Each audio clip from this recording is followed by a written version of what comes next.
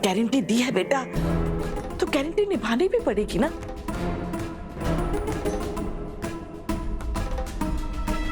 अगर उन्नति अपने मायके वापस आ गई है तो आटा साटा के प्रथा के अनुसार रीत बहू को भी अपने मायके वापस जाना पड़ेगा।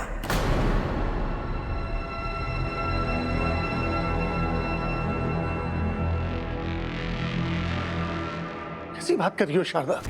उन्नति के झूठ और फरेब की कीमत रीत क्यों चुकाएगी? बिल्कुल।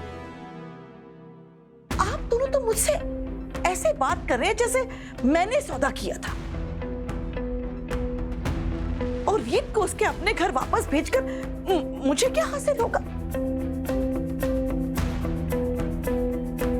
तिनका जोड़कर मैंने अपना घरौंदा बनाया है। परिवार टूटेगा तो मेरा भी तो दिल टूटेगा ना।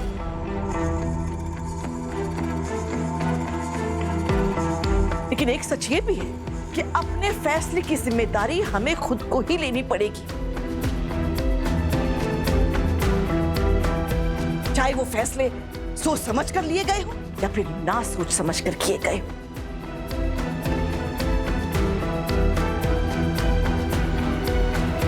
इसलिए आज रीत उन्नति के फरेब की नहीं, राघव के किए हुए फैसले की भी कीमत चुका रही है।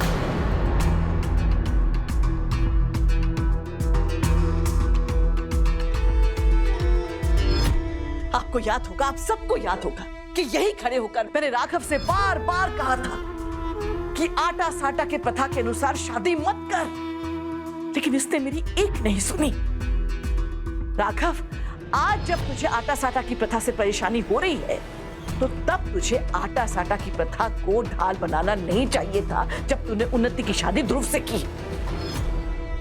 तब तक मुझे ये नहीं पता था ना बुआ जी कि मेरी लाडली बहन इतने बड़े बड़े झूठ बोल सकती है।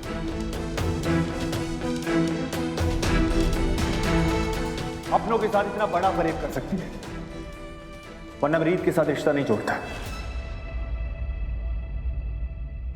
एक बात कहूं राघव, उन्नति को तूने ही पाल पोस कर बड़ा किया है।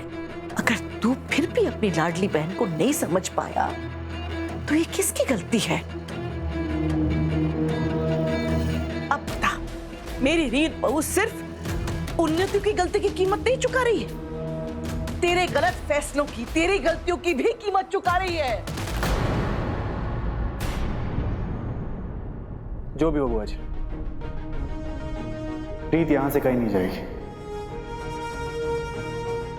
और जो भी समाज का ठेकेदार मुझे यहाँ की ज्ञान देगा मैं उसे बाहर का रास्ता दिखाऊंगा।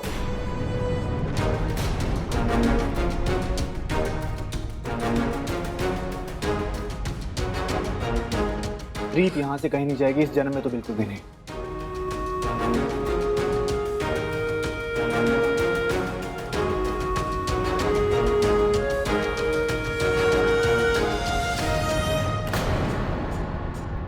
भैया आप हमेशा कहते थे ना कि अगर मेरी शादी टूटेगी आप अपनी शादी भी तोड़ दोगे। आप अपनी उन्नी को किया हुआ वादा तोड़कर धोखा दे रहे हैं। तू तो धोखे की बात मत ही कर, तुझसे बड़ा झूठा और धोखेबाज इंसान मैंने अपनी जिंदगी में नहीं देखा।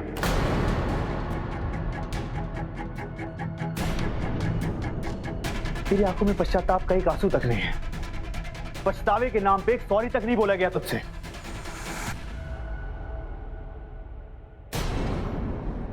लगता है भैया अब आपकी उन्नी कोई मायने नहीं रखती आपके लिए। मेरे सुख दुख से कोई फर्क नहीं पड़ता। अगर मेरे सुख दुख से फर्क नहीं पड़ता तो आपको मेरे जीने मरने से भी नहीं फर्क पड़ेगा।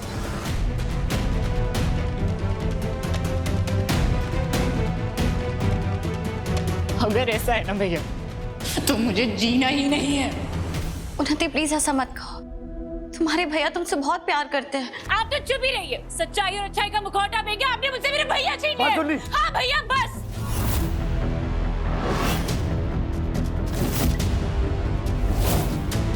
आपसे मैं आखिरी बार ही पूछ रही हूँ, आप रीत भाभी को इस घर से निकालेंगे या नहीं?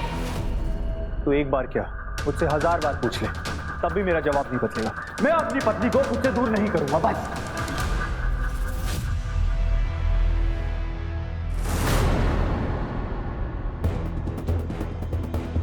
तो ठीक है भैया, अगर रीत भाभी इस घर में रहेंगी तो मुझे इस दुनिया में नहीं रहना।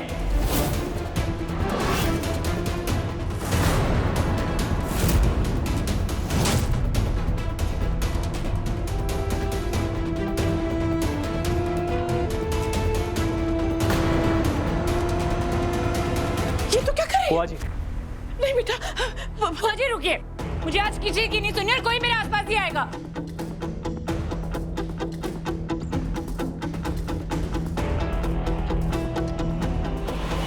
उन्नति प्लीज। कुछ नहीं होगा।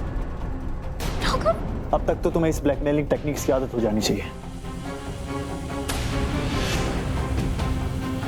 उन्नी खुद से बहुत प्यार करती है, वो अपने आप को नुकसान नहीं पहुंचाएगी।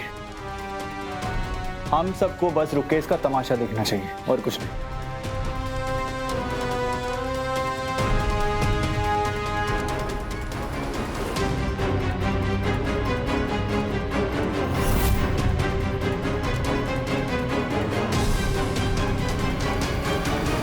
भैया आप मुझे मजबूर कर रहे हैं कदम उठाने के लिए।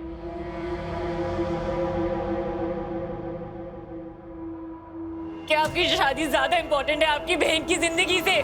तुझे जो करना है कर। पहले भी तेरी बहुत गलतियों को बचपना समझ के माफ कर चुका हूं मैं, लेकिन इस बार तूने गलती नहीं पाप किया है जिसकी कोई सजा नहीं है। ऐसी ड्रामे तूने पहले भी किए थे, हाथ की नस काट के जब ध्रुव और तेरी शादी की जिद पकड़ के बैठी थी तू। तो इस नौटंकी से मुझे कोई फर्क नहीं पड़ने वाला। पत्थर दिल हो गए भैया आप। मेरे पास और कोई वजह नहीं बची जीने की।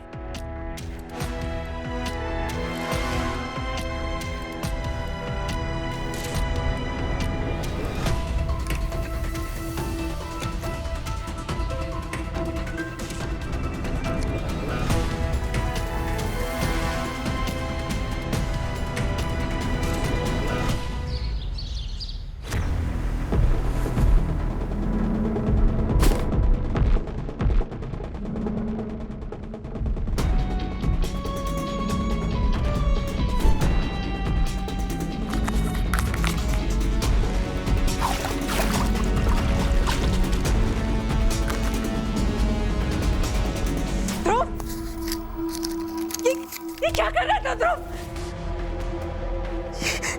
ये तो तेरी शादी का गठबंधन है, तो होश में तो है, तुझे सब बचा रहे, तू क्या कर रहा है?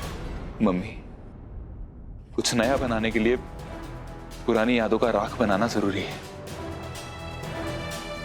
अगर मुझे जिंदगी में आगे बढ़ना है तो मुझे वो हर चीज को जो भी उन्नति से मुझे जोड़ती है उसे दूर करना होगा, उसे जलाना होगा।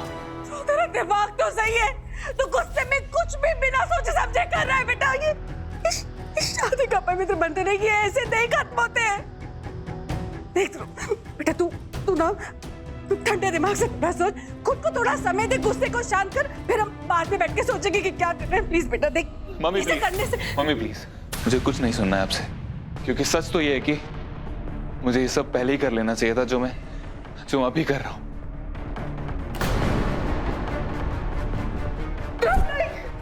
मेरे पास तू ठीक नहीं कर रहा है, तू ये गलत है। मम्मी हट जाइए प्लीज नहीं।